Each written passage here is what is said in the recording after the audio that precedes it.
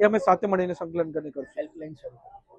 જી, જે હમણાં ગલ્ફ દેશમાં યુદ્ધની પરિસ્થિતિનું નિર્માણ થયું છે એમાં ગલ્ફ દેશમાં આપણા ભારતીયો મોટી માત્રામાં રહે છે, સાથે સાથે ગલ્ફ દેશમાં પ્રવાસી તરીકે પણ આપણા ભારતીયો જાય છે, તો એમને ખાસ કરીને અમારી ભારત સરકાર પૂરો પ્રયાસ કરે છે કે એ બધા જ લોકો, ભારતીય લોકો ત્યાં સેફ રહે, સુરક્ષિત રહે, અને એકવાર વોર પરિસ્થિતિનું નિર્માણ થોડું ઓછું થાય ત્યારે એમને પાછા કઈ રીતના હેમખેમ લાવે એના માટે પૂરી કેન્દ્ર સરકાર અને રાજ્ય સરકાર મળીને કામ કરી રહી છે। એમાં પણ ખાસ કરીને મારા વલસાડ ડાંગ લોકસભા અંતર્ગત વલસાડ જિલ્લો, ડાંગ જિલ્લો અને નવસારી જિલ્લામાં વાંસદા, ખેરગામ અને ચીખલીના ગામોના જે પણ લોકો ત્યાં ફસાયા છે એમના માટે હેલ્પલાઇન નંબર આજે અમે જાહેર કર્યો છે, અને હેલ્પલાઇનમાં લોકો કોન્ટેક્ટ પણ કરી રહ્યા છે કે એમના ડિટેલ્સ અમને એકવાર આપે, એના પછી અમે ઇન્ડિયન એમ્બેસી સાથે સંકલન કરીને એમને કઈ રીતના સેફલી ત્યાં રાખી શકાય ને પછી કઈ રીતના એમને ત્યાં અહીંયાથી ભારત લાવી શકાય એના માટે પૂરો પ્રયાસ કરવાના છે। બધા જ અમારા જે નાગરિકો ત્યાં ગલ્ફ દેશમાં છે